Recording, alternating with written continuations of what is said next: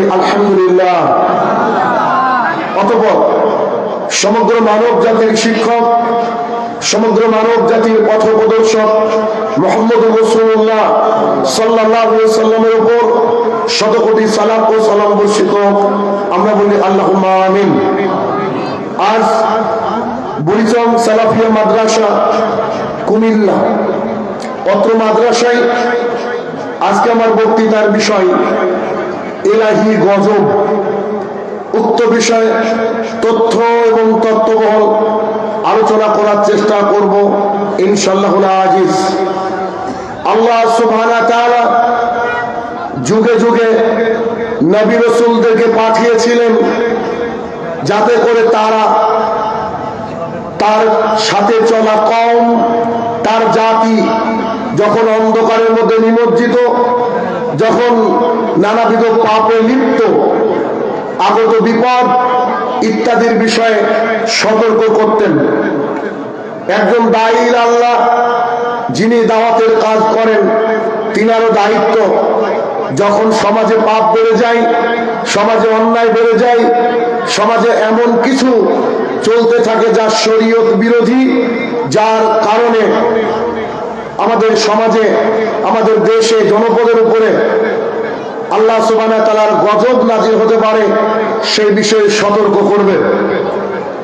তাই আজকে আমি সিদ্ধান্ত নিলাম যে আজকের আলোচনার বিষয় হবে ইলাহি গজব। গত দুদিন থেকে যারা সোশ্যাল মিডিয়া ব্যবহার করেন তারা নিশ্চয়ই দেখতে পাচ্ছেন লস অ্যাঞ্জেলেসের ঘটনা। গোটা বিশ্ব জুড়ে যারা তাদের নিজ দায়িত্বে, নিজ অর্থায়নে মানুষের মধ্যে নগ্নতা ছড়িয়ে দেয়, মানুষের মধ্যে অশ্লীলতা ছড়িয়ে দেয়, সেই হলিউড আজকে দাও দাও করে জ্বলছে। কোন দমকল, কোন মানুষের তৈরি ইঞ্জিন সেই আগুন নেভাতে ব্যর্থ হয়েছে বলে আমরা বুঝতে পারছি। আজ হলিউড পড়ছে। কিছুদিন আগে গোটা বিশ্ব জুড়ে করোনা নামক ভাইরাসে আমাদেরকে বাড়িতে আবদ্ধ করেছিল। এগুলো কিন্তু ইলাহি গজব। আগামী দিনে আবার যে কোন গজব আসবে সেটা আমরা জানি না, তবে আমরা একটা বিষয় জানি যে নিউটন যিনি একজন বিজ্ঞানী, তার তৃতীয় সূত্র হচ্ছে যে প্রত্যেক ক্রিয়ারই বিপরীতমুখী এবং সমপ্রতিক্রিয়া রয়েছে। গোটা বিশ্ব যিনি পরিচালনা করেন তিনি হচ্ছেন আল্লাহ সুবহানাহু ওয়া তাআলা। তিনি গাইডলাইন দিয়েছেন কোরআনুল কারীম। আমরা মানুষরা যদি তার গাইডলাইন না মানি, আল্লাহ গজব দিবেন, আল্লাহ পরীক্ষা করবেন, এটাই স্বাভাবিক। একটা কথা আপনাকে উদাহরণের মাধ্যমে বুঝিয়ে আলোচনার সামনের দিকে নিয়ে যাব। এটা একটা মোবাইল, আমরা সবাই জানি। এই মোবাইলের যিনি সফটওয়্যার আপডেট করেন, যিনি ওনার অফ দ্য মোবাইল, তিনি বলে দিয়েছেন এই মোবাইলটা চার্জ থাকা অবস্থায় চার্জ দেওয়া ঠিক নয়।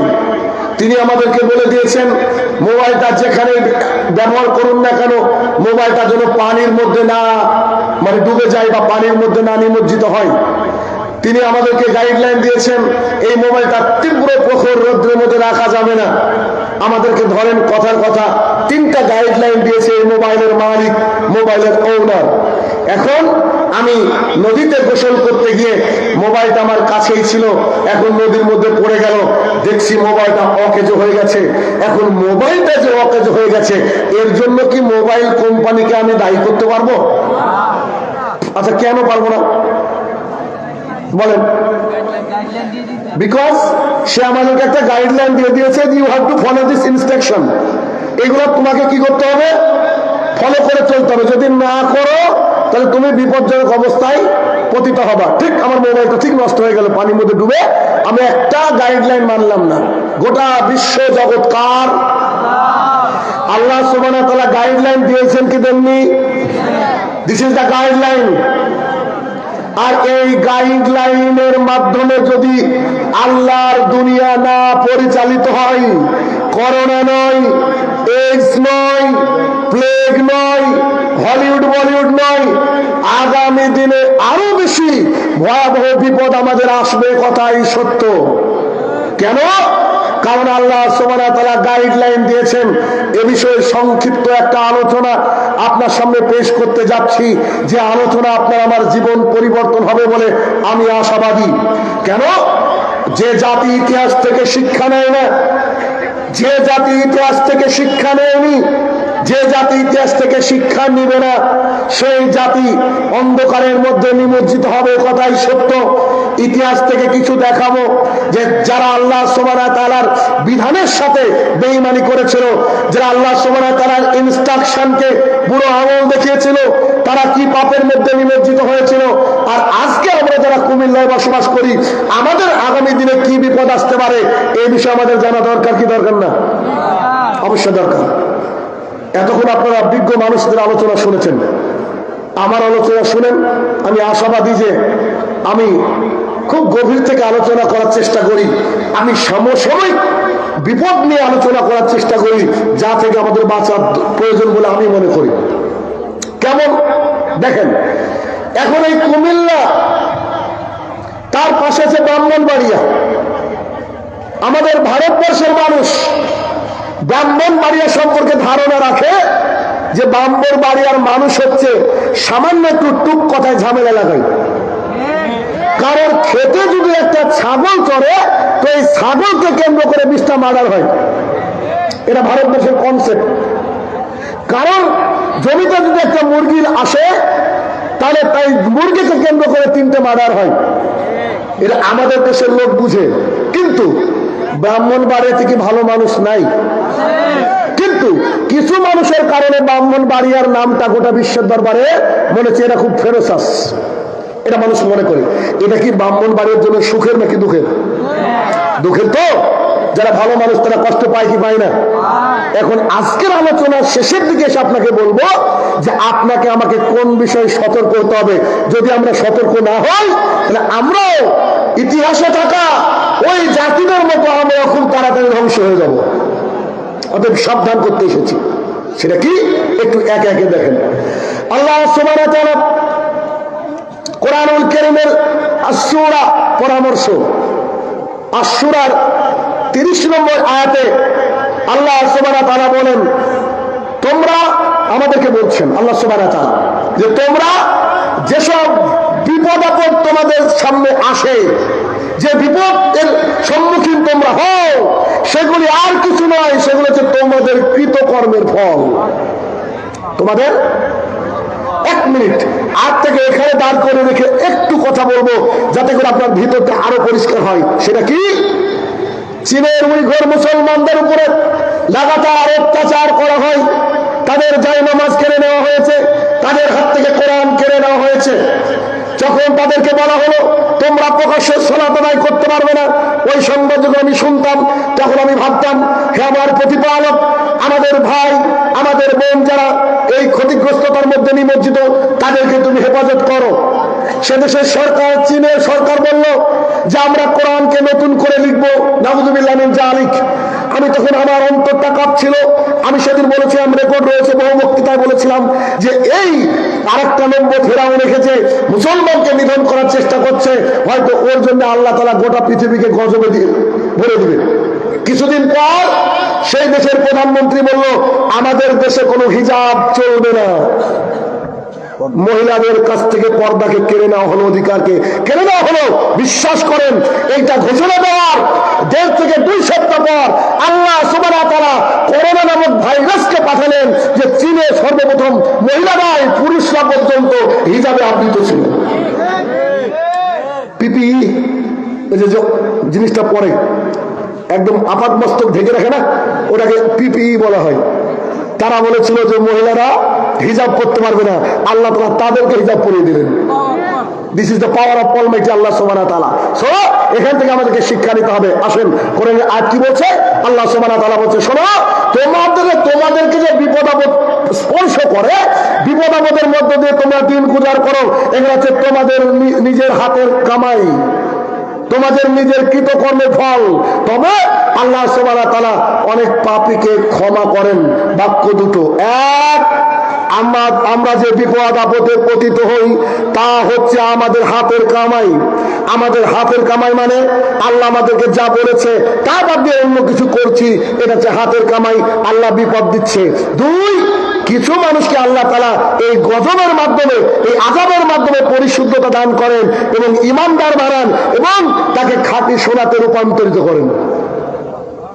তার মানে গজব একটা, মুমিনদের জন্য এটা একটা খুশির কথা যে মুমিনদের বেশি পাপ হয়ে গেছে, আল্লাহ তাআলা দুনিয়ার বুকে সেই পাপগুলোকে নষ্ট করতে চাইছেন। আর যারা বেদিন বেঈমান, যারা আল্লাহ তাআলার বিধানকে কায়েম করার চেষ্টা করে না, বাস্তবায়ন করার চেষ্টা করে না, তাদের জন্য এটা হচ্ছে গজব। হলিউড পুড়ছে, আমাদেরকে সতর্ক হতে হবে। যখনই কোন একটা বিষয় আসে ভয়ঙ্কর কিছু, তখনই আমাদেরকে সতর্ক হতে বলেছেন আল্লাহ সুবহানাহু ওয়া তাআলা, বলেছেন মুহাম্মদ সাল্লাল্লাহু আলাইহি সাল্লাম। তাহলে এটা হচ্ছে এক নম্বর। দুই, বুখারী হাদিস, রাসূল সাল্লাল্লাহু আলাইহি সাল্লাম বলেছেন আল্লাহ সুবহানাহু ওয়া তাআলা যাদেরকে ভালোবাসেন, যাকে ভালোবাসেন আল্লাহ তাআলা তাকে বিপদ আপদ দিয়ে পরীক্ষা করেন। পৃথিবীর বুকে সবচেয়ে বেশি বিপদে ছিলেন নবী রাসূলগণ, তাবেঈনগণ, আইম্মায়ে মুজতাহিদিনগণ, যারা হক কথা বলেছে দুনিয়া শুরু থেকে আজ পর্যন্ত, তারা দেখেন আল্লাহর জমিনে বিপদে আছে। আল্লাহর জমিনে তারা বিপদে থাকবে, কথাই সত্য। কেন? যারা মুমিন বান্দা তাদেরকে বিপদ আপদ দিয়ে দিয়ে আল্লাহ তাআলা চান যে তোমাকে তো আমি জান্নাত দিব, তুমি জান্নাত দেওয়ার আগে তোমাকে আমি টেস্ট করে নিচ্ছি, আমি আল্লাহ। অতএব তুমি কেমন করে আমার উপরে বিশ্বাস স্থাপন করেছো, কেমন করে তোমার বিপদ আসার পরেও তুমি আমাকে ডেকেছো, আমার জিকির আজগার করেছো, এইটা আল্লাহ দেখতে চান। তাই বিপদ মানে মুমিনদের উপরে আল্লাহ তাআলা দিয়েছেন, মানে মুমিনকে শক্ত করতে চান, আল্লাহ তাআলা খাঁটি বানাতে চান। কেননা যখন দেখবেন আপনি একটা লোহা দিয়ে কোনো কিছু তৈরি করতে যান, লোহাকে আগে পোড়ানো হয়, আগে নরম করা হয়, তারপরে এমন একটা শক্ত জিনিস তৈরি করে দেওয়া হয় যা আর মানুষ চেষ্টা করলে ভাঙতে পারে না। এই জন্য আল্লাহ সুবহানাহু ওয়া তাআলা মুমিনদেরকে পুড়িয়ে পুড়িয়ে কি করেন? শক্ত তৈরি করেন যে তোমাদেরকে তুমি জান্নাত দিব, এটা আমার পরীক্ষার কেন্দ্র, এখানে তোমাকে একটু পরীক্ষার মধ্যে দিয়ে দিন পাত করতে হবে। অতএব যখন বিপদ আপদ আসে তখন আমাদের ইতিহাসকে স্মরণ করতে হবে, আমাদের বাপদাদাদেরকে স্মরণ করতে হবে, আমাদের পূর্ববর্তীদেরকে স্মরণ করতে হবে যে কেমন করে বিপদ আপদ এসেছিল। যেমন ইব্রাহিম আলাইহিস সালামের উপরে বিপদ এসেছে, মূসা আলাইহিস সালামের উপরে বিপদ এসেছিল, কিন্তু সেই বিপদ আল্লাহ তাআলা তাদেরকে দিয়ে একেবারে খাঁটি বানিয়ে দিয়েছেন। গোটা পৃথিবীর মানুষ মূসা আলাইহিস সালামকে যখন স্মরণ করে তখন মনে করে ইনি হচ্ছেন আল্লাহর অনুগ্রহপ্রাপ্ত ব্যক্তি, তার সাথে থাকা ব্যক্তিকে আল্লাহ সবাই ঘৃণা করে। পৃথিবীর ইতিহাসে দেখেন কোন একটা হিন্দু, ইহুদি, খ্রিস্টানের ছেলের নাম ফেরাউন পাবেন না, কিন্তু হাজারো মূসা গলিতে গলিতে ঘুরে বেড়ায়। তার মানে এখানে বুঝতে হবে আপনি আবু জাহল এই নামটা কারুর পাবেন না, কিন্তু আপনি মুহাম্মদ হাজারো নাম পাবেন, আপনি আলী হাজারো নাম পাবেন, আপনি খালিদ ইবনে ওয়ালিদ হাজারো নাম পাবেন, আপনি এরকম উমর হাজারো নাম পাবেন, কিন্তু আবু জাহল নাম পাওয়া যাবে না। এরা হচ্ছে ইতিহাসের কুখ্যাত মানুষ। অতএব আমাদেরকে ইতিহাস জানতে হবে, আমাদের সন্তানদেরকে ইতিহাস শিখাতে হবে, সেখান থেকে শিক্ষা নিতে হবে। কেননা একজন মানুষ যখন বিপদে পড়ে সেখান থেকে যদি সে শিক্ষা না নেয় সেই মানুষটা বেয়ারা হয়ে যায়। কেননা একজন শিক্ষক যখন আপনার ছেলেকে বুড়িচং সালাফিয়া মাদ্রাসায় ভর্তি করতে আসছেন, তো তিনি শিক্ষককে দেখিয়ে বলছেন যে মাওলানা মোহাম্মদ এই যে শফিউল্লাহ সাহেব, ইনি কিন্তু খুব কড়া মানুষ। তো পাশে থেকে একজন বলছে হ্যাঁ হ্যাঁ আমার বাবা বা আমার ছেলে কিন্তু ওনার কাছে পড়েছে, তিনি খুব শাসন করেন, খুব প্রহার করেন। ওই যে আগের দলিল যে উনি শাসন করেন, তখন আপনার ছেলেটার মধ্যে কি আসবে? একটা আতঙ্ক সৃষ্টি হবে, না না না বেয়াদবি যদি করি অন্য জনের সামনে করবো, কিন্তু শফিউল সাহেবের সামনে বেয়াদবি করবো না। কেন? ইতিহাস থেকে শিক্ষা নিতে হবে। তাই ঠিক আমাদের বাস্তব জীবনেও আমাদেরকে ইতিহাস থেকে শিক্ষা নিতে হবে। আসলে আমরা একটু একটু করে দেখি। এক নম্বর হচ্ছে কওমে নূহ। নূহ আলাইহিস সালাম আল্লাহ সুবহানাহু ওয়া তাআলা তাকে পাঠালেন, 950 বছর যাবত তিনি মানুষকে দাওয়াতের কাজ করলেন। যখন তিনি দাওয়াতের কাজ করতেন নিজের সন্তান তার বিরোধিতা করেছিল। নূহ আলাইহিস সালামের জামানায় 5 জন বিখ্যাত ব্যক্তিত্ব ছিল, যারা ছিল পরেজগার, যারা ছিল ঈমানদার, যাদের কথা মানুষ স্মরণ করলে ইবাদতের গতি বেড়ে যেত। দেখবেন আপনাদেরও জামানায় এমন কিছু মানুষ আছে, তাকে দেখলে অটোমেটিকলি আপনার ঈমানের গতি বেড়ে যায়। আসলে নাই? এমন কিছু মানুষকে দেখা যাবে, দেখবেন ওদেরকে দেখলে ইমানের গতিটা বেড়ে যায়। জানি না আপনাদের এরকম সম্মুখীন হয়েছেন কিনা। তো ইমানের গতি বেড়ে যায়। ঠিক তেমনই 950 বছর তিনি জাতির সামনে দাওয়াত পেশ করলেন, অত্যাচারিত হলেন। তিনার জামানায় 5 জন ব্যক্তি ছিল, আদ, সোয়া, ইয়াউক, ইয়াগুস, নসর। এই 5 জন বিখ্যাত ব্যক্তিত্ব ছিল। এই ব্যক্তিত্বরা যখন মারা যায়, মারা যাওয়ার পর শয়তান এসে কওমে নূহকে বলে যে তোমাদের বাপদাদার মধ্যে 5 জন বিখ্যাত পরেশগার ব্যক্তি ছিল, তাদের তোমরা মূর্তি বানাও এবং রাস্তার অলিতে গলিতে লাগিয়ে দাও। বুড়িচং সালাফিয়া মাদ্রাসার সামনে একটা লাগাও, বুড়িচং বাজারে একটা লাগাও। এরকম করে মূর্তিগুলাকে লাগাতে বসেছে। শয়তান নিজে জাতিকে বলছে, তোমাদেরকে বলছি না যে এর ইবাদত করতে হবে, তোমাদেরকে বলছি তাদেরকে দেখে তোমাদের ইবাদতের কথা স্মরণ করো। ইমানদার মানুষ দেখলে স্মরণ করবা। এরকম করে মূর্তি প্রতিস্থাপিত হলো। যখন তিনি চলে গেলেন আল্লাহর জমিন থেকে, তখন ওই তাদেরই আবার পুজো করা শুরু হয়েছিল। আর এই 5 জনের মূর্তি পাওয়া গিয়েছিল আপনার ওই জেদ্দার জায়গায়, যেখানে আমর ইবনে লেহিয়া তিনি এনেছিলেন। ঘটনা অনেক লম্বা, ওদিকে গেলাম না। আপনাকে একটু বলতে চাইছি যে 950 বছর দাওয়াত দিয়ে নূহ আলাইহিস সালামের ব্যাপারে ইতিহাস বলছে তিনি 40 জন অথবা 80 জন মানুষকে হেদায়েতের ছায়া তুলে আনতে পেরেছিলেন। আপনি যদি দেখেন ডক্টর আসাদুল্লাহ গালিব, বাংলাদেশের বুকে আহলুল হাদিসের অন্যতম প্রতিষ্ঠাতা, বাংলার বুকে অনেক অত্যাচার সহ্য করে ঘরে ঘরে সকল বিধান বাতিল করো, ওহির বিধান কায়েম করো বলে জাতির সামনে দাওয়াতের কাজ করেছে। হাজারো লাখো মানুষ তার দাওয়াতে আজকে ইমানদার হয়েছে। আপনি যদি দেখেন আব্দুর রাজ্জাক বিন ইউসুফ হাফিজাহুল্লাহ, তার দাওয়াতের মাঠের অবদান কেউ স্বীকার করতে পারি না। আমি যদি দেখি আবু বকর জাকারিয়া হাফিজাহুল্লাহ, এরকম করে হাজারো আলেম আসছে, চলে গিয়েছে, চলে যাবে, পূর্ববর্তী ছিল, তিনারা সবাই চলে যাবেন। এভাবে চলছে দুনিয়ার বুকে। তিনারা সালাফিয়াতের দাওয়াত নিয়ে ঘরে ঘরে পৌঁছেছেন। কিন্তু তাদের অনুসারীও যদি দেখেন, তাহলে নূহ আলাইহিস সালামের অনুসারী আপনার চোখে কম মনে হবে, অথচ তিনি একজন নবী। 950 বছর যখন দাওয়াতের কাজ করলেন, তার জাতি শিরকের মধ্যে নিমজ্জিত হয়ে গেল। আল্লাহ সুবহানাহু ওয়া তাআলা তাকে নৌকা বানাতে বলল। ওই নৌকায় 40 জন বা 80 জন উঠেছিল, তারা বেঁচে গিয়েছিল। তার মানে আল্লাহ সুবহানাহু ওয়া তাআলা মহাপ্লাবন দিয়েছেন। কি কারণে? তার এলাকায় মানুষ নবীকে মেনে নেয়নি, আল্লাহর একত্ববাদকে মেনে নেয়নি, তারা শিরকের মধ্যে নিমজ্জিত হয়েছিল। অতএব আল্লাহ সুবহানাহু ওয়া তাআলা প্লাবন পাঠিয়েছিলেন। সেই আল্লাহ কি আবার প্লাবন পাঠাতে পারেন না? নিশ্চিত করেন। এখান থেকে আমাদেরকে কি করতে হবে? শিক্ষা নিতে হবে। এখান থেকে শিক্ষা নিতে হবে। 2, কওমে আদ, নূহ আলাইহিস সালামের দীর্ঘদিন দাওয়াতের পর, তিনার অন্তর্ধানের পর, চলে যাওয়ার পর নূহ আলাইহিস সালামের যে তার বংশধর, সেই বংশধর থেকে, যদিও আমরা তার বংশধর থেকে কারা? আমরা তার পুত্র শাম, যেটাকে শাম বলি আমরা, শামের বংশধর থেকে বংশ বিস্তার শুরু হয়ে গেল। তাদের মধ্যে এই ওই এলাকাটা যে জর্দান আর ইয়ামেন, বুঝেন তো, তিনার এলাকাটা ছিল কি? শামের এলাকাটা ছিল কি? জর্দান, ইয়ামেন। এই জর্দান আর ইয়ামেনের মধ্যে তারা এই জাতি তৈরি হলো, এই জাতি গড়ে উঠলো আদ জাতি। একটু মনোযোগ সহকারে দেখবেন সেটা কি। এনারা ছিলেন বিশাল দেহী, এক একটা মানুষ ছিল খেজুর গাছের সমান। হাদিসে আসেন, আপনাকে বোঝানোর চেষ্টা করছি, অনেক লম্বা, তাদের গায়ে ছিল খুব শক্তি। তারা যে কোনো জিনিসকে কিছু মনে করতো না, তারা মনে করতো আমরা হচ্ছে পৃথিবীর সবচেয়ে শক্তিশালী জাতি। এই জাতির কথা মনে পড়ে গেলে আমার একটা জিনিস মনে পড়ে, যে এই যে কাবা তৈরি করেছে, এই কাবার যে পাথর, এই যে পিরামিড তৈরি করেছে, পিরামিডের পাথর, এত বড় বড় পাথর, ওই জামানাতে উন্নত টেকনোলজি ছিল না। মানুষ কি করে করেছে? আসলে ওই জামানার মানুষই ছিল বিশাল, তাদের শক্তি ছিল বিশাল। হয়তো এরকম একটা প্যান্ডেল একজনে তুলে নিয়ে চলে যাচ্ছে, এরকম শক্তি আল্লাহ তাআলা তাদেরকে দিয়েছে। আদ জাতির মানুষেরা ছিল খেজুর গাছের মতো বিশাল লম্বা লম্বা মানুষ।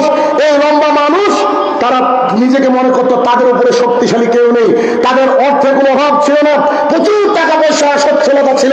তারা করলো কি? দেখবেন, আমার এটা গবেষণা, হয়তো আপনাদের সাথে মিলে যাবে। দেখবেন যে লোকটা ফজরে উপস্থিত হয় বেশিরভাগই গরিব। এটা আমার গবেষণা। যার যত বেশি টাকা ও অত বেশি আল্লাহ দ্রোহী। ইল্লামান রাহিমা রাব্বি, যাদেরকে আল্লাহ রহমত দিয়েছে তাদের কথা আলাদা। তবে বেশিরভাগই দেখবেন যে আপনি মজলুম মানুষ, অসহায়, রিক্সা চালায়, ভ্যান চালায়, তারাই 5 ওয়াক্ত সালাত আদায় করে। আর সভাপতি, ক্যাশিয়ার ইত্যাদি ইত্যাদি এরা হচ্ছে প্রায় শুকুর আলী। জুমার দিনে যাই হিসাব নিকাশ নিতে যাই, ও যে আল্লাহর গোলাম ভুলে যায়। ঠিক বলছে না ভুল বলছে? প্রায় মসজিদ অবস্থা। আবার কি মসজিদ কমিটি যারা পরিচালনা করে তাদের মধ্যে হেড অফ দ্য ডিপার্টমেন্ট যিনি থাকেন তিনি আবার বলে দেন যে আগামী জুমায় এটা খুতবা হবে। আরে ধর্মকে কি পেয়েছে, মানে ওর কথা অনুযায়ী খুতবা চলবে, আপনি বাইরে কোনো কথা ঢোকাতে পারবেন না। ওর পরিবারে সবাই সালাত আদায় করে না, তাই মান তারাকা সালাতান এ কথা বলা যাবে না। তিনার কষ্ট হয়, তিনার রাগ হয়। তো তিনারা খুব অর্থ সম্পদের মালিক ছিলেন, বিশাল দেহী ছিলেন, শক্তির অধিকারী ছিলেন। তাই তিনারা উঁচু উঁচু টাওয়ার তৈরি করতেন, উঁচু উঁচু মিনার তৈরি করতেন, বিশাল বড় বিল্ডিং তৈরি করতেন। এই বিল্ডিং এর মাধ্যমে তারা বলতে চাইতেন যে এই দুনিয়া থেকে আমরা কখনো বিদায় নেব না, এটাই আমাদের আবাসস্থল, চিরকাল আমরা টিকে থাকবো। তারা ছিল দাম্ভিক, তারা ছিল অহংকারী, তাই তারা নবীকে মেনে নিল না। তারা আল্লাহ দহিতা শুরু করলো, আল্লাহর সাথে শিরক শুরু করে দিল। নূহ আলাইহিস সালামের জাতি শিরক করত। আদ, এই যে আদ জাতি, এরা কি করলো? শিরক করলো। আস্তে আস্তে একটা দৃশ্য আমি খেয়াল করলাম, যে কথা আমি শেষের দিকে টাচ দেবো, আপনি বুঝতে পারবেন তারা কি। এবার আল্লাহ সুবহানাহু ওয়া তাআলা নবী হুদ আলাইহিস সালামকে এই আদ জাতির মধ্যে পাঠিয়ে দিলেন, তুমি যাও দাওয়াতের কাজ করো। কিন্তু এলাকার মানুষ যারা বিশাল বিশাল সাইজের মানুষ, তারা আমাদের নবীকে দেখে বলল, তুমি আর আমাদেরকে কি বুঝাবা? তোমরা কি মনে করো যে আমার চেয়ে শক্তিশালী, আমাদের চেয়ে শক্তিশালী কেউ আছে বলে মনে করো? আমরা কি ধ্বংস হব? এই যে এত বড় উঁচু টাওয়ার, উঁচু মিনার, বিশাল বড় বিল্ডিং তৈরি করেছি, এই বিল্ডিং কেউ আমাদেরকে ধ্বংস করতে পারবে না। কি অহংকার তাদের! এখনো এই বাংলাদেশের মাটিতে বহু মানুষ কিছুদিন আগ পর্যন্ত বলেছিল যে আমাদের উপরে কথা বলার কেউ নেই। আরে কে কলার পাতায় শুয়ে আর কে দাঁড়িয়েছে দরবেশ। পরিস্থিতি কত ভয়াবহ! আল্লাহ সুবহানাহু ওয়া তাআলা দেখে, এটা একটা ইতিহাস, এটাও একটা ইতিহাস যে মানুষ যদি চায়, স্টুডেন্ট পাওয়ার যদি ইউজ করে, তারা অন্যায়কে পায়ের তলে দললে মুছে শেষ করে দিতে পারে। একথা সত্যটা প্রমাণ করেছে বাংলাদেশের মানুষ, প্রমাণ করেছে শ্রীলঙ্কার মানুষ, প্রমাণ করে দিয়েছে কিছুদিন আগে। ওই যে পালিয়ে গিয়েছিল না আসাদ, সিরিয়া 9 বছর পর একজন সেনাবাহিনী আজান দিচ্ছে। 9 বছর আল্লাহর জমিনে, আল্লাহর ঘরে আজানকে বন্ধ ছিল, তার চোখটা ছলছল করছে, তিনি আজান দিচ্ছেন। আল্লাহর জমিনে আল্লাহর কথা নাকি বলা যাবে না? কি পরিস্থিতি! তাহলে কি তারা উঁচু উঁচু বিল্ডিং তৈরি করলেন, উঁচু উঁচু প্রাসাদ তৈরি করলেন। তখন আল্লাহ সুবহানাহু ওয়া তাআলা তাদের যে বিষয়টা আল্লাহ সুবহানাহু ওয়া তাআলা করলেন কি, আল্লাহ সুবহানাহু ওয়া তাআলা এমন পরিস্থিতি করলেন যে পরপর 3 বছর যাবৎ বৃষ্টি বন্ধ করে দিলেন। বৃষ্টি বন্ধের মালিক কে? আল্লাহ সুবহানাহু। দেখেন, কালকে একটা হোটেলে, কালকে বোধহয় বা পরশু একটা হোটেলে খেতে বসে বলছি যে কিছুদিন আগে, মানে 2-1 দিন আগে আমাদের ভারত এবং বাংলাদেশে ভূমিকম্প হয়েছে সকালের দিকে। টের পেয়েছেন কিনা? তো মানুষ হোটেলে ভূমিকম্প নিয়ে আলোচনা করছে। তা আমি একটা কথা তার মধ্যে গিয়ে বললাম, আমি বললাম এই আল্লাহর জমিনে যত টেকনোলজি আছে, সমস্ত টেকনোলজি মিলে আল্লাহ তাআলার এই ভূমিকম্পকে রোধ করতে পারবে না। যখন আমরা এই কথা বলি না, তখন যারা দুনিয়াবি শিক্ষিত তারা মনে করে এই হুজুর এসছে, কোনদিন স্কুলে যায়নি, এরা তো সবকিছু আল্লাহর দিকে সরপত করে, হুজুর এরকম ভাবে। আমি বললাম, শোনো, আল্লাহ সুবহানাহু ওয়া তাআলা বলেছেন সমাজের বুকে যখন 3টে পাপ বেড়ে যাবে, তখন তোমরা আল্লাহর 3টে গজবের জন্য প্রস্তুতি গ্রহণ করো। 1, সমাজে যে কোনো স্টেজ উদ্বোধন হবে নায়িকা দিয়ে। 2, গায়িকা বেড়ে যাবে, বাদ্যযন্ত্র বেড়ে যাবে। তার প্রমাণ বাংলাদেশের মানুষ নিজের সেনাকে ঠুকে বলে আমরা যে 95% তৌহিদি জনতা। একেবারে নগদ মিথ্যা কথা। তুমি 95% তৌহিদি জনতা, এই তোমার জমিনে একটা প্রতিটা মহিলাকে আগমন করো, গানের শিল্পীদেরকে এনে কনসার্ট করো। আজ পর্যন্ত ডক্টর জাকির নায়কের ইচ্ছা পূরণ হলো না বাংলাদেশে আসার। তুমি নিজেকে তৌহিদি জনতা মনে করো। তুমি পাকিস্তানের গায়ে কেনে বলছে এত কোটি টাকা লাভ হয়েছে, আর ওই গান করছে, আর একটা নারী আর পুরুষ জড়াজড়ি করছে, গোটা বিশ্ব তাদেরকে দেখছে। এরাও তো ওই লূত আলাইহিস সালাম হয়ে যে জাতির মতো হয়ে যাচ্ছে। ভয়ঙ্কর, সাবধান করতে এসেছি। আল্লাহ সুবহানাহু ওয়া তাআলা বলছেন এই তিনটে পাপ যদি তোমাদের মধ্যে ছড়িয়ে যায় তাহলে কি করো। আর 3 নম্বর যে নেশাদার দ্রব্য পান করা, পান বিড়ি জর্দা গুল সিগারেট যে নেশা, আজ পর্যন্ত হুজুররা বুঝাতে পারলো না। লাগবে না, শুনেন কথা বুঝেন না আমার। পান বিড়ি জর্দা গুল সিগারেট নিয়ে যে পরিমাণ বাহাস হয়, ও বলছে মাকরু, ও বলছে হারাম, ও বলছে মাকরু, ও বলছে হারাম। আরে মাকরু আর হারাম বলার দরকারই নাই। হুজুরের কাছে এমন কেন ফতোয়া নিতে? আপনার এলাকার ল্যাবরেটরি নাই, ওই যে মানুষের টেস্ট করে, ওখানে গিয়ে দেখেন যে জর্দার মধ্যে উপকারী কিছু আছে কিনা। ওই হুজুর লাগবে না, ওই বলে দেবে এটা হারাম। কেন? ওয়ার্ল্ড হেলথ অর্গানাইজেশন, বিশ্ব স্বাস্থ্য সংস্থা বলছে প্রতি বছর 37 লক্ষ মানুষ মারা যায় তামাক সেবনের কারণে। তামাক সেবনের কারণে রাসূলুল্লাহ সাল্লাল্লাহু আলাইহি ওয়াসাল্লাম বলেছে 3টে পাপ যখন আসবে তখন 3টে গজবের জন্য প্রস্তুতি গ্রহণ করো। এবার আমি বুড়িচরের মানুষকে একটা প্রশ্ন করছি, নায়িকা কি বেড়েছে? গায়িকা কি বেড়েছে? নেশাদার দ্রব্য বেড়েছে? এবার যে ভূমিকম্প হচ্ছে, কারো বাবার ক্ষমতা যে ভূমিকম্প ঠেকানোর কোন টেকনোলজি পারবে? একটা টেকনোলজি আছে, কি? এই 3টে পাপকে যদি আমরা বন্ধ করে দিই, আল্লাহ অটোমেটিকলি ভূমিকম্প বন্ধ করে দেবেন। আল্লাহ তাআলা নিজের ওয়াদাতে বদ্ধপরিকর। অতএব দিন আরো খারাপ যাবে, এ কথাই সত্য। দিন আরো খারাপ যাবে, এ কথাই সত্য। আসুন তো, আল্লাহ সুবহানাহু ওয়া তাআলা কি করলেন? 3 বছর আকাশ থেকে পানি বর্ষণ বন্ধ করে দিলেন। খুব তোমাদের অহংকার হয়েছে, তোমরা বিশাল বড় দেহের অধিকারী, তোমরা নিজেকে কি মনে করো? আল্লাহ সুবহানাহু ওয়া তাআলা আকাশ থেকে কি করলেন? বৃষ্টি বন্ধ করে দিলেন। যখন বৃষ্টি বন্ধ হয়ে গেল, তাদের ফসল, তাদের গাছপালা সব জ্বলে ছারখার হয়ে গেল। এই যে এই ফুলটা সতেজ রয়েছে, এখানে যদি পানি না দেওয়া হয়, ফুল কি সতেজ থাকবে? থাকবে না। আল্লাহ সুবহানাহু ওয়া তাআলা এই কওমে আদকে আকাশ থেকে পানি বর্ষণ বন্ধ করে দিলেন, রোদের তাজাল্লাকে বাড়িয়ে দিলেন, এবং এমন পরিস্থিতি করে দিলেন আল্লাহ সুবহানাহু ওয়া তাআলা যে তাদের ফসল ফলাদি সব পুড়ে ছারখার হয়ে গেল। যখন সব ছারখার হয়ে গেল, তখন তারা একটু আশ্রয় খুঁজতে লাগলো, কোথায় যায় কোথায় যায়। আল্লাহ তাআলা একটা মেঘ দিয়ে দিলেন। এই মেঘের তলে ভাবছে বোধহয় এখানে প্রশান্তি রয়েছে। তখন তারা মেঘের তলে গেলেন। আল্লাহ সুবহানাহু ওয়া তাআলা আকাশ থেকে বজ্র বিদ্যুৎ করতে শুরু করে দিলেন। এমন একটা বিকট আওয়াজ পাঠিয়ে দিলেন, সবাই উল্টে, খেজুর গাছ উল্টে যেমন পড়ে থাকে, সবাই তাদের বাড়ির সামনে পড়ে থাকলো। তাদের অপরাধ ছিল কি? 1, তারা শিরক করত। 2, আল্লাহর বিধানের কাছে মাথা নত করেনি। 3, প্রাচুর্য, অহংকার তাদেরকে এমন বানিয়েছিল, তারা মনে করতো যে তারা এই পৃথিবী থেকে বিদায় হবে না। তারা মনে করতো যে আমরাই এমন এক জাতি, আমাদেরকে কেউ ধ্বংস করতে পারবে না। আল্লাহ সুবহানাহু ওয়া তাআলা তাকে উপর করে রেখে দিল। আল্লাহ পারে না? আল্লাহ যে পারে কি না পারে বাংলাদেশের লোককে বোঝানো লাগবে। আল্লাহ পারে।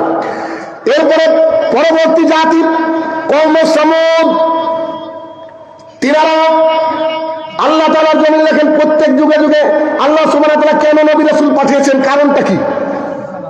একজন শিক্ষকের কারেকশন করে দেওয়ার দরকার তখনই হয়, বান্দা যখন, মানে স্টুডেন্ট যখন ভুল করে, ঠিক না? ভুল না করলে শিক্ষক শুধু বসে বসে দেখতে পারে, ব্যাস, আর কিছু লাগে না। তো এই যে সামূদ জাতি, কওমে সামূদ, আদ জাতির প্রায় 500 বছর পর যখন শিরকে লিপ্ত সে সমাজ, তখন তারা আসলো। তারা আসার পর তাদের মধ্যে ছিল অহংকার সম্পদের। বাংলাদেশের মানুষের সম্পদের অহংকার আছে না নাই? নাই? এমনও নেতা বাংলাদেশের জমিন আছে যাদের পৃথিবীর প্রত্যেক দেশে বাড়ি করেছে, কিন্তু দুঃখের বিষয় এয়ারপোর্ট থেকে বেরোতে পারছে না। যে যাবে গিয়ে একটু শান্তি পাবে, কেউ বেরোতে পারছে না। পরিস্থিতি কত ভয়াবহ! তাহলে কি সম্পদের অহংকার করেছিল, তারা শিরকের মধ্যে নিমজ্জিত ছিল। আল্লাহ সুবহানাহু ওয়া তাআলা তাদের জাতিকে সালেহ আলাইহিস সালামকে পাঠালেন। তিনি আমাদের একজন নবী। তিনি আসলেন, তিনি বললেন যে শোনো, তোমরা এক আল্লাহর ইবাদত করো।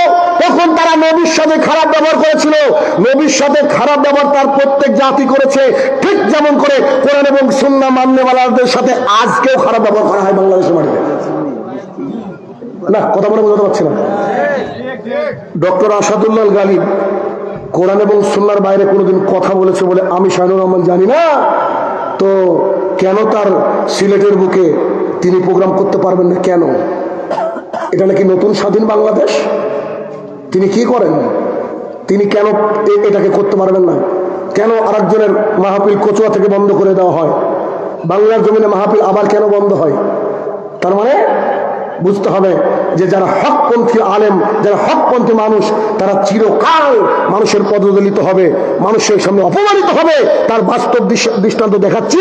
আর নবীদের যুগে সেই সময় সাল্লাল্লাহু আলাইহি সাল্লাম যখন দাওয়াতের কাজ করলেন, তাকে বলছে যে তুমি কিসের দাওয়াত দাও মিয়া, তুমি কিসের দাওয়াত দাও, তোমার দাওয়াত আমরা গ্রহণ করবো না। অহংকার, টাকা পয়সা এত বেশি হয়ে গেছিল, তারা ওই জাতি করলো কি, এই দাওয়াত নিল না, তার সঙ্গে খারাপ ব্যবহার করলো। আল্লাহ সুবহানাহু ওয়া তাআলা একটা উট পাঠিয়েছিলেন, উষ্ট্রি পাঠিয়েছিলেন। তারা করলো কি, সেই উটকে ধরে জবাই করে দিয়েছে। অর্থাৎ আল্লাহ সুবহানাহু ওয়া তাআলার যে বিধান, সেই বিধান তারা মানল না। 9 জনের একটা গ্রুপ, 9 পিপল, 9 জনের একটা গ্রুপ তারা করলো কি, এই আমাদের নবীকে সাল্লাল্লাহু আলাইহি ওয়াসাল্লামকে হত্যা করার জন্য ষড়যন্ত্র করলো। চিন্তা করা যায়, নবীকে হত্যা করার জন্য ষড়যন্ত্র করে মানুষ, নবীকে হত্যা করার জন্য 9 জন ব্যক্তি লিডার, তারা ষড়যন্ত্র করলো যে নবীকে হত্যা করতে হবে। তখন যখন এই 9 জন এরকম করলো, এবং তারা বলেছিল যদি গজব আসে, গজবকে আমাদের চ্যালেঞ্জ। আউযুবিল্লাহ, কি বলেছিল? আল্লাহ যদি গজব আসে, আমরা 9 জন এবং আমাদের জাতি গজবকে প্রতিহত করার ক্ষমতা রাখি। কত বড় পাগল তারা ছিল, চিন্তা করেন। তারা নবীর বিরুদ্ধে ষড়যন্ত্র করলো, তাকে অপমান করলো, তার দাওয়াতি কার্যক্রমে বাধা দিল এবং তাকে হত্যার পরিকল্পনা করলো। আল্লাহ সুবহানাহু ওয়া তাআলা তাদেরকেও শেষ করে দিলেন। আল্লাহ সুবহানাহু ওয়া তাআলা কি করলেন? তাদেরকে শেষ করে দিলেন। একটু এক, নূহ আলাইহিস সালাম, তার জামানা মানুষ যে পাপ করতো, শিরক করতো, নবীকে মানেনি, আল্লাহ তাদেরকে প্লাবন দিয়ে ধ্বংস করেছে। 2, বিশাল দেহী মানুষ আদের যে যারা জাতি ছিল, তাদেরকে শেষ করে দিয়েছে আল্লাহ সুবহানাহু ওয়া তাআলা, বৃক্ষের মতো, উপরানো বৃক্ষের মতো ফেলে রেখেছে। 3, এই যে সালেহ আলাইহিস সালামের জামানা কমে সামুদ, তাদেরকে আল্লাহ সুবহানাহু ওয়া তাআলা কি করলেন? বিকট আওয়াজ, দেখেন আওয়াজ দিয়ে মানুষকে মেরে ফেলা যায়, আশ্চর্য কথা। এমন আওয়াজ দিয়ে দিলেন, এমন ঘূর্ণিঝড় দিয়ে দিলেন আল্লাহ সুবহানাহু ওয়া তাআলা। এই আওয়াজ আর এই ঘূর্ণিঝড় 7 দিন 8 রাত 7 দিন মতো তাদের উপরে এই ঘূর্ণিঝড় চলতে থেকেছে। তারা আল্লাহর জমিন থেকে সবাই বিদায় হয়ে গেছে। মানুষ জানতে পারেনি যেখানে কোনো জাতি ছিল। এবং তার পরবর্তী জাতি আছে কওমে লূত। তিনার সমাজে চলতো শিরক, তিনার সমাজে শিরকের সয়লাব চলতো। লূত আলাইহিস সালামের সঙ্গে তার জাতি ভালো ব্যবহার করেনি, পরিস্থিতি খুব ভয়াবহ ছিল। তারা এত নোংরা জাতি ছিল আল্লাহর জমিনে যে তারা একেবারে প্রকাশ্যে রাস্তায় সমকামিতায় লিপ্ত হতো। সমকামিতায় কিছুদিন আগে একটা বিষয় নিয়ে কথা বলেছিলাম বাংলাদেশে, গত বছর, ট্রান্সজেন্ডার। আসিফ মেহতাবকে মনে আছে? ওই যে শরীফার পেজকে ছিঁড়ে ফেলেছিল, বাপের বেটা বাহাদুর, আপনাকে আমাকে এইরকমই হতে হবে, নইলে আমাদের সন্তানকে আমরা আমেরিকায় পড়তে পাঠাবো, আমাদের ছেলেকে পাঠালাম, ও আসার সময় মেয়ে হয়ে যাবে। শুধু বক্তৃতা শুনলে হবে না, শুধু খালি বসে থাকলে হবে না, জিকির আজগার করলে হবে না, জাতিকে নিয়ে ভাবতে হবে, আগামী দিনের প্রজন্মকে ভাবতে হবে। আপনার আমার সন্তান যেন আল্লাহর জমিনে সঠিক দিন মানতে পারে, এই চিন্তা করতে হবে, এই চিন্তা করতে হবে। যতদিন না এই চিন্তা জাতির সামনে আসছে, ততদিন আমাদের সমাজ কখনো উন্নততর জায়গায় যাবে না। আল্লাহ সুবহানাহু ওয়া তাআলা কোরআনুল কারীমের মধ্যে বলেছে যে তোমরা ঈমানদার হও, রাজত্ব আমি তোমাদেরকে দেব। আল্লাহ শুধু চেয়েছে আমাদের কাছে যে আমরা ঈমানদার হই। করলো কি? কওমে লূত তারা করলো কি? ওই যে সমকামিতা লিপ্ত। আল্লাহ সুবহানাহু ওয়া তাআলা এমন গজব নাযিল করে দিলেন ওই কওমে লূতের এখানে যে এখন বর্তমানে যে জায়গাটা আছে, যে ওই যে কি পুকুর বা সাগর আছে, ওই সাগরে একটা ব্যাঙ তো দূরের কথা, কোনো প্রাণী আজ পর্যন্ত ওখানে টিকতে পারে না। রাসূলুল্লাহ সাল্লাল্লাহু আলাইহি ওয়াসাল্লাম বলছেন, যখন তোমরা ওই জাতির পাশ দিয়ে যাবা, কেউ যেন কান্না না করে ওখানে প্রবেশ করে, মানে কান্না করতে করতে প্রবেশ করতে হবে, অথবা ওখান থেকে আস্তাগফিরুল্লাহ পড়তে পড়তে প্রবেশ করতে হবে। আল্লাহর গজবের জায়গা এগুলো, আল্লাহর গজবের জায়গা। কনসার্ট কি আল্লাহর গজবের জায়গা না? উমর ইবনে খাত্তাব রাদিয়াল্লাহু তাআলা বলেন, আল্লাহর জমিনে যখন শিরকি কর্মকাণ্ড চলে, তখন সরাসরি শয়তানের উপরে আল্লাহ তাআলার লানত বর্ষণ হতে থাকে। তাহলে এটা যদি তাই হয়, তাহলে আপনি সিলেটে চলে যান, শাহজালাল সিলেটি রহমতুল্লাহের মাজারে সবসময় শিরকের কর্মকাণ্ড চলছে, ওখানে আল্লাহর লানত বর্ষণ হতে থাকে। যে কোনো মূল্যে এই মাজারকে তুলতে হবে। এই তো 200 বছরের ঐতিহ্য। ময়মনসিংহে কালকে ছিলাম, ময়মনসিংহে মাজারকে ভেঙে দেওয়া হচ্ছে। এক শ্রেণীর মানুষের কলিজাটা ফেটে যাচ্ছে। বাবার যদি ক্ষমতা থাকতো তো দুনিয়ার মুখে মাজার ভাঙা লোকগুলো কি বেঁচে থাকতে পারতো নাকি? বাবার যে ক্ষমতা নাই, এটাই তার প্রমাণ, এটাই তার প্রমাণ। তাহলে কি আল্লাহ সুবহানাহু ওয়া তাআলা শেষ করে দিলেন। এরপর আরেকটা জাতি ছিল যার নাম হচ্ছে আহলে মাদিয়ান। এদের নাম বোধহয় আপনারা শোনেননি, মনে হয় শুনেছেন। কমে লুত শুনেছেন, কমে সামুদ শুনেছেন, ইত্যাদি ইত্যাদি এগুলো শুনেছেন, কিন্তু বাকি বোধহয় আমার মনে হয় আপনাদের শোনা হয়নি। এরপরে দেখেন আমরা ইতিহাস থেকে শিক্ষা নিচ্ছি। তো আহলে মাদিয়ান এরা ওই যে লূত আলাইহিস সালামের যে জামানা, ওই সাগর ছিল না, ওই সাগরের আশপাশে বসবাস করত কওমে মাদিয়ান। তো আশপাশে বসবাস করত, তারাও শিরকের মধ্যে নিমজ্জিত ছিল। তারা শিরকের মধ্যে নিমজ্জিত ছিল। তাদের একটা ব্যাড হ্যাবিট ছিল, খারাপ অভ্যাস ছিল, তারা ওজনে কম দিত। কুমিল্লাবাসীকে প্রশ্ন, বলেন তো বাংলাদেশের মানুষ ওজনে কম দেয় কি দেয় না? খালি ওজনে কম, পারলো অরিজিনালের জায়গায় ভেজাল দিয়ে দেয়। কারো কাছ থেকে আপেল কিনতে গেলে ভয় লাগে যে আপেলের যেটা আমি বেছে দিলাম আসলে কি ওই প্যাকেটটা দেওয়া হলো নাকি তলে তার পচা আপেল গুলো দেওয়া হলো। হয় কি হয় না? আপনি চলে যান ঢাকার মুখে, কত দৃষ্টান্ত নেবেন। এমন পরিস্থিতি, যখন মানুষ ওজনে কম দেবে তখন সেই জাতির উপরে আল্লাহ গজব পাঠিয়েছেন, যার হচ্ছে যে কওমে মাদিয়ান। এই কওমে মাদিয়ান তারা কি করলো? সেই জামানার একজন আল্লাহ সুবহানাহু ওয়া তাআলা নবী পাঠালেন, নবীর নাম হচ্ছে শুআয়ব আলাইহিস সালাম। পাঠালেন, তুমি যাও, মানুষ শিরকের মধ্যে নিমজ্জিত, তুমি মানুষকে দাওয়াতের কাজ করো, মানুষকে বলো শিরক করা যাবে না। দেখেন আহলে হাদিস খুব শক্ত শিরকের ব্যাপারে, মাজারের ব্যাপারে খুব শক্ত। কত অন্যায় অত্যাচার আল্লাহ জমিনে হয় তাদের ব্যাপারে শক্ত। কেন? কারণ যে ভাইরা আমার শিরকে নিমজ্জিত, তারা বুঝতে পারে না শিরক হচ্ছে নিজের জীবনকে ধ্বংস করে দেয়। শিরকের পাপ আল্লাহ তাআলা ক্ষমা করবেন না। সূরা নিসা সূরা নম্বর 4 আয়াত নম্বর 48 এবং 116 অন্যান্য যত পাপ আছে একেবারে আসমান পর্যন্ত ভরিয়ে দিতে আল্লাহর কাছে কেউ চায়, আল্লাহ তাআলা বলছে আমি কত পাপ আছে, কি পাপ আছে আমি আল্লাহ তাআলা দেখবো না, সমস্ত পাপকে ক্ষমা করে দেবো। আমি আল্লাহ তাআলা পরোয়া করি না যদি তার পাপের মধ্যে শিরক না থাকে। হুজুর, আপনার তাবিজের ব্যবসা বন্ধ করতে আসেনি, আমি আপনাকে বলতে চেয়েছি তাবিজ ব্যবহারকারী, তাবিজ বিক্রেতা মুশরিক। আপনি আমার দিনী ভাই, আপনি আব্দুল্লাহ, কেন আপনি আল্লাহর কাছে তাবিজ ব্যবহার করার কারণে, তাবিজ দেওয়ার কারণে চণ্ডীদাস হিসেবে দেখা করবেন? আপনাকে বলতে এসেছে, আপনার ব্যবসাকে বন্ধ করতে আসেনি। আল্লাহর জমিটা বিশাল প্রশস্ত। কওমে মাদিয়ানের মানুষেরা শুআয়ব আলাইহিস সালামের সাথে খারাপ আচরণ করলো, তাকে মেনে নিল না, তার সাথে খুব খারাপ আচরণ করলো এবং তারা করলো কি, ওজনে কম দিতে শুরু করলো। এবং শুধু তাই নয়, যারা বড়লোক মানুষ তারা গরিবকে লুটে লুটে খায়। আশ্চর্য লাগছে জানেন, এবছর যখন বাংলাদেশে ঢুকলাম, আমাকে যারা খুব কাছের মানুষ ভালোবাসে বলছে, শাহিনুর ভাই এবার রাত্রে সফর করিয়েন না, বাংলাদেশের পরিস্থিতি খারাপ, রাত্রে সফর করেন না, যা কিছু মাল মশলা আছে দিয়ে নিবে রাস্তায়। আরে কি অবস্থা! এরকমও হতে কোন জামানায়। দেখেন যতগুলা কথা বললাম আমাদের সমাজের সাথে মিশে যাচ্ছে কি যাচ্ছে না? অথচ আপনার আমার অন্তর কাঁপে না, কত বড় ডাকাত আমরা। এই পাপের মধ্যে আমরাই নিমজ্জিত। কখন যে আল্লাহ তাআলার তরফ থেকে আগুন বৃষ্টি আমরা শেষ হয়ে যাব এটা আমরা ভাবি না। আমরা শুধুমাত্র ওই যে তাওহীদি জনতা, আমরা আমাদের বাড়িতে ইসলাম আছে, জুমার দিনে যাই, এই হচ্ছে মুসলমান। আমরা এই হচ্ছে মুসলমান। রাসূলুল্লাহ সাল্লাল্লাহু আলাইহি ওয়াসাল্লাম জুমার দিনে একটু আকাশে মেঘ হলে ভীত সন্ত্রস্ত হয়ে যেতেন, হয়তো আল্লাহ তাআলা বোধহয় কিয়ামত করে দিবেন। 1450 বছর পার হয়ে গেছে। স্যান্ডেল আর জুতা, স্যান্ডেল আর ওই যে স্যান্ডেলের ফিতা, জুতার ফিতার মতো আল্লাহ রাসূল কিয়ামতের ব্যাপারে বলেছেন। 1450 বছর পার হয়েছে। আমাদের যখন মনে হয় এলাকায় কেউ মারা গেলে আমি ছাড়া সবাই মরবে, মনে হয় না? কারো যখন জানাজায় যান কি মনে হয়? আমি এখানে আসবো, এই কথা খুব কম মানুষের মনে হয়। কি মনে হয়? লোকটা চলে গেল, অকাল মৃত্যু হয়ে গেল, লোকটার এই বয়স, অথচ ও 60 বছরে দাঁড়িয়েছে, ওর টেনশন নাই, ও মনে করে ও মরবে না। এই জন্য মাঝে মাঝে একটা খুব কথা বলি, অনেক মানুষের রাগ হয়। আমি বলেছি যারা কন্ট্যাক্ট করে বক্তৃতা করে তাদের বক্তৃতা শুনবেন না, তারা হচ্ছে ডাকাত। কেমন ডাকাত? এ দেখেন দেখেন।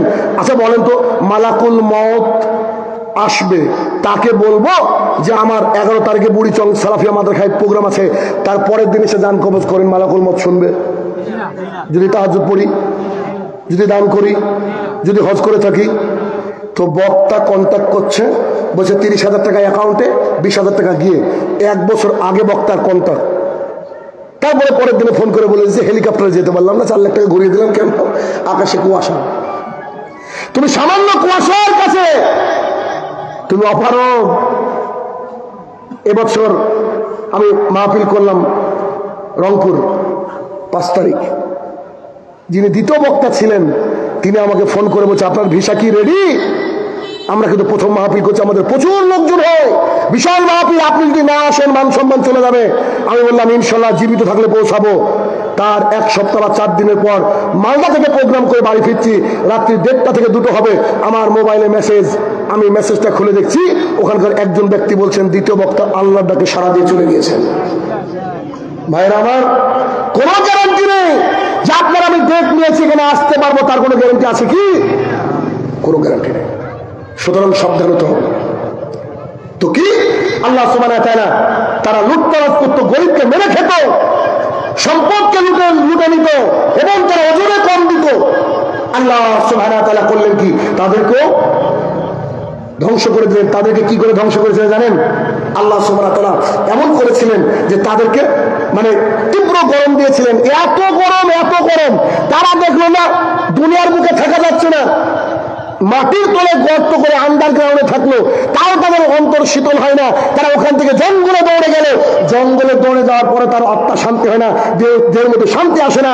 তখন আল্লাহ তাআলা একটা মেঘ দিয়ে দিল, ওই মেঘের তলে শীতল হাওয়া, শীতল বায়ু। দেখেন আল্লাহদ্রোহী মানুষ আল্লাহ দেওয়া মেঘের নিচে শীতলতা পাবে বলে ছুটে গেল, তখন আল্লাহ সুবহানাহু ওয়া তাআলা আকাশ থেকে আগুন বৃষ্টি দিয়ে দিল, আল্লাহ তাআলা ভূমিধস দিয়ে দিল। মানুষগুলো পুড়ে ছাই হয়ে একেবারে কয়লা হয়ে পড়ে থাকলো। পৃথিবীর ইতিহাস কেন মানুষ দেখে না, কেন মানুষ বোঝার চেষ্টা করে না, তাজ্জব হয়ে যায়। উচিত এই মানুষের কি করা? ইতিহাস থেকে সাক্ষী না, ইতিহাস থেকে বোঝা, ইতিহাস থেকে নিয়ে যাতে করে তার সামনের জীবনে অ্যাপ্লাই হয়, এটা উচিত। এরপরে আসলো কওমে ফেরাউন। আমরা সবাই জানি মূসা আলাইহিস সালাম কওমে ফেরাউনের কাছে নিজের ভাই হারুন আলাইহিস সালামকে নিয়ে দীর্ঘদিন দাওয়াতের কাজ করেছেন। মুসার সাথীরা ছিলেন অনেক, বেশিরভাগই বিয়াদব ছিলেন। ওই যে বারবার বলেছেন আমরা ধরা পড়ে গেছি, মুসা বলেছেন না। তিনারা ওই যখন লোহিত সাগর পার হয়ে গেলেন, সেখানে গিয়ে সিনাই মরুভূমি গিয়ে বলছে যে আমাদেরকে কি করেন, খাবার পাঠান। আল্লাহ আকাশ থেকে খাবার পাঠিয়েছে। কিছুদিন খাবার পাবো যে ভাল লাগে না, মান্না সালা কি ভাল লাগে না, খাবার ভাল লাগে না, তো বলছে একটু গম চাল পাঠাতে বলেন। বলছে যে ফিলিস্তিনকে বিজয় করতে হবে, চলো। বলছে তুমি আর তোমার আল্লাহ কি করো, তুমি আর তোমার আল্লাহ যাও যুদ্ধ করো। তো আল্লাহ সুবহানাহু ওয়া তাআলা জি আল্লাহ সুবহানাহু ওয়া তাআলা তাদেরকে যারা ঈমান এনেছিলেন এবং আল্লাহর নবী মুসা আলাইহিস সালাম যখন লোহিত সাগরের সামনে দাঁড়ালেন, আল্লাহ সুবহানাহু ওয়া তাআলা তাদের জন্য রাস্তা তৈরি করে দিলেন। আর পৃথিবীর সবচেয়ে উদ্ধতপূর্ণ আচরণ যিনি করেছিলেন তিনি হচ্ছেন মিস্টার ফেরাউন। তিনি ডুবে পড়লেন 16 আনা অসহায়ত্ব নিয়ে, 16 আনা অসহায়ত্ব নিয়ে ফেরাউন এভাবে ডুবে পড়ে। অতএব আল্লাহর গজব এভাবে আসতে থাকবে যতদিন না পর্যন্ত আমরা কি করব, আমরা নিজেদেরকে শুধরে নিচ্ছি। আলোচনার শেষের দিকে প্রায় আমি যখন আসছিলাম, বিশ্বাস করেন শুধু চোখে তাকালে দেখছি পীরের পোস্টার আর ওরসের পোস্টার। কারণ এই বুড়িচং কুমিল্লাতে প্রথম সফর এটা আমার। আগে এসেছি লাকসামে, এদিকে আসতে গিয়ে যেখানে দেখছি কি এক পীরের নাম কি দিশলাই নাকি দেখলাম, শীতলাই, আমি দেশলাই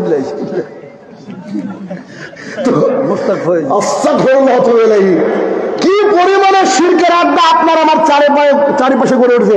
আচ্ছা বলেন তো, আমি যে ব্রাহ্মণবাড়িয়ার কথাটা একটু আগে বললাম, 10 জন মানুষ খারাপ তাই ব্রাহ্মণবাড়িয়া খারাপ। চারিদিকে যদি সালাফের চারিদিকে যদি শিরকের আড্ডাখানা হয়ে যায়, আল্লাহ যদি গজব পাঠায়, আমরা কি বেঁচে থাকবো? তাহলে আমাদের কি কাজ করতে হবে? আমার ভাইদেরকে শুধরাতে হবে যে কোনো মূল্যে, শিরকের আড্ডাখানাকে তুলে দিতে হবে যে কোনো মূল্যে। যদি আমরা না তুলতে পারি তাহলে মরার জন্য প্রস্তুতি নেন আর দিন রাত ইস্তেগফার পাঠ করেন। অতএব হে আমার ভাইরা, এই সালাফিয়া বুড়িচং সালাফিয়া মাদ্রাসা, এই মাদ্রাসা এই শিরকের উর্বর জমিতে তাওহীদের এক অনন্য নিশান। ইনাদের অনেক টাকা বাকি আমি দেখলাম। বিশ্বাস করেন, আমি আপনি যখন মারা যাব, আমাদের সন্তানরা যে আমাদের জন্য দান করবে কোনো গ্যারান্টি নেই। এই জন্য এই মাদ্রাসাকে লক্ষ্য করে আপনারা বেশি বেশি করে দান করবেন। এটা আপনাদের উচিত যে এই মাদ্রাসাকে বাঁচানো আপনাদের দায়িত্ব এবং ঐকান্তিক কর্তব্য। অতএব যারা মনে করবেন যে আজকে কিছু দিব, এসে দিতে পারেন। মাদ্রাসা আপনাদের, এটা তো সেই বাংলাদেশ যে বাংলাদেশকে নিয়ে হাজারো বক্তৃতায় গর্ব করি। যে আসাদুল্লাহ গালিব খালি বলেছে, আমার জীবনে বড় শখ, আমি আহলে হাদিস মঞ্জিল তৈরি করব। বৃদ্ধ একজন মানুষকে বলছে 2 কোটি দিলাম। ভাই কি দিয়ে বুঝাবো? 2-3 সেকেন্ড, 20-30 সেকেন্ডে 7-8 কোটি টাকা উঠে যায়। এটা তো সেই দেশের মানুষ। বাংলাদেশের মানুষের উদারতা এত বেশি, আমি সৌদি আরবের পর বাংলাদেশকে স্থান দিই। এটা আমার বিভিন্ন দেশ সফরে যেটুকু বুঝেছি আমি। অতএব আমি চাই যে এই মাদ্রাসাকে এক তাওহীদের মার্কাজ হিসেবে যদি দেখতে চান আপনারা, তাহলে আপনাদেরকে অনেক অনেক বেশি দান করতে হবে। যাদের জমি জমা আছে, 70 বছর বয়স হয়, যাদের 60 বছর বয়স, পিঠে খুব ব্যথা, বলছে যে আমাকে ভেলুরে যেতে হবে, ইন্ডিয়া চেন্নাই যেতে হবে, একখানি জমি বিক্রি করে যান। বিশ্বাস করেন, ওখানে গেলে বাঁচবেন তার কোনো গ্যারান্টি নাই। কিন্তু আপনি যদি মাদ্রাসাতে জমি দান করেন, মাদ্রাসাতে অর্থ দান করেন, আল্লাহি আল্লাহর কসম করে বলছি, আপনি মারা যাওয়ার পর ওই জমি আপনার কবরে আযাবকে মাফ করবে। ওই জমি, ওই দান, যেদিন কোনো ছায়া থাকবে না বিচারের মাঠে, সেদিন আল্লাহ সুবহানাহু ওয়া তাআলার বিশেষ ছায়া তলে থাকার সৌভাগ্য আপনি পাবেন। অতএব ভাইয়েরা আমার, আসুন আমরা শিরককে পরিহার করি, তাওহীদের ঝান্ডা সামনে নিয়ে গিয়ে চলি এবং এই মাদ্রাসায় বেশি বেশি দান করি। আমার কথাগুলো যদি আপনাদের অন্তর